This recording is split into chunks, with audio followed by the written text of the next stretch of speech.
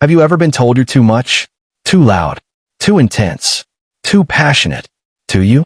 Not in anger, but in silence. In the way they stop inviting you. In the way your love becomes inconvenient. In the way they ask for less of you until there's nothing left to give. That's what happened to me this Christmas. They didn't just cancel my plans, they erased me from them. But instead of folding, I did something they never saw coming. I gave my Christmas to 30 kids who needed it more. And what happened next? It changed everything. I'm Elliot Vaughn. I'm 40. And this past Christmas, I got uninvited from my own family's holiday. 16 years. That's how long I hosted Christmas. In the old Georgian house, I restored myself. Every cracked beam and warped floorboard held together by my sweat and vision. I didn't throw parties. I crafted experiences. Reeds thick with pine and eucalyptus. Stained glass windows glowing from candlelight. Tables so full of roasted meats and spiced wine they bowed at the center. Laughter echoing off hand-plastered walls. For 16 years, this house had been my altar. My way of saying, you're safe. You're loved. And then, just like that, I was cut out. It was late. I was sketching table settings in my holiday planner, choosing fabric swatches when my phone buzzed. A message from my mother. Elliot, stay home this Christmas. We need a break. That was it.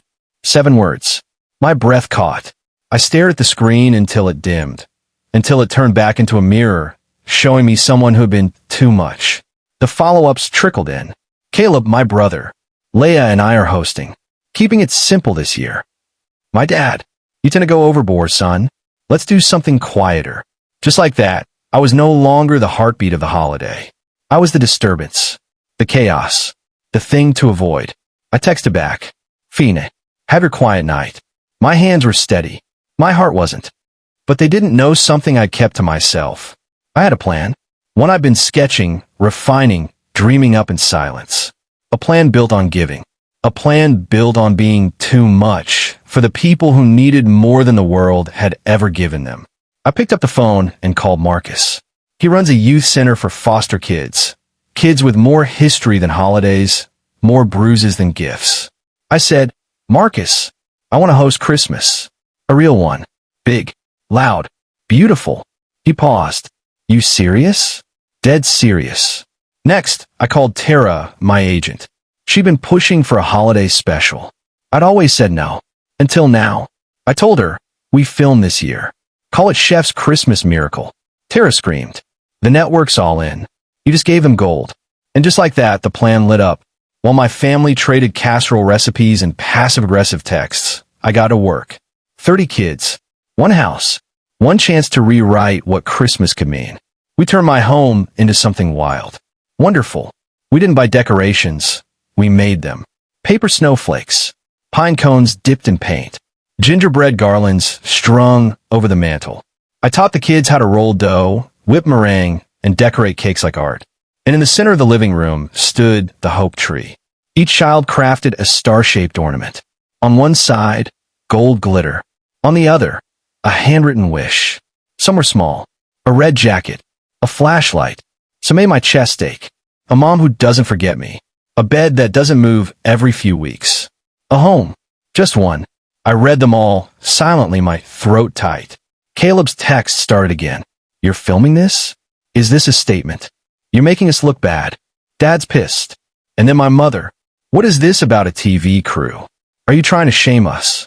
I ignore them. Because this wasn't for them. It was for the girl who had never opened a gift.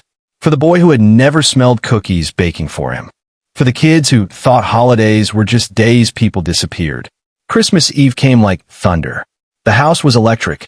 The lights shimmered. The candles flickered in anticipation.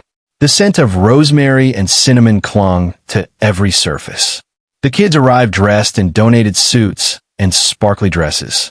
They gasped when they saw the house, the tree, the place settings, their names written on sugar cookies at each seat. One boy, Jalen, whispered to me, I've never had a Christmas like this. You do now, I whispered back. The cameras rolled, but we weren't acting. We were living something sacred. They danced to carols. They filled plates with food they helped make. They hugged each other without hesitation. Then came the moment. The hope tree. Each child was called to find their ornament, to read their wish aloud, if they wanted to. Then Mia walked up, 6 years old, big eyes, bright spirit. She tugged on my jacket and held up her ornament. I knew it before I even read it. I'd seen it when she made it, hidden it at the bottom of the box. A forever family. And before I could even blink, a couple stepped forward from the crowd. The woman was crying. The man looked like he'd been struck by light. We finalized her adoption this morning, the woman said softly. We wanted her to find out here. With you. Mia ran to them, screaming, laughing, crying. She launched into their arms like she'd done it 100 times already. In the room, it erupted. Laughter. Applause. Tears. Pude. Then the doorbell rang. I opened it, and there they were. My family. Caleb. My parents. All three looking cracked open. Caleb's voice shook. We saw the live stream. He looked around. The decorations. The joy. The kids. Me. Elliot, he said. We got it wrong. We said you were extra, dramatic, overbearing. But this is magic. These kids. This house. It's what Christmas should be.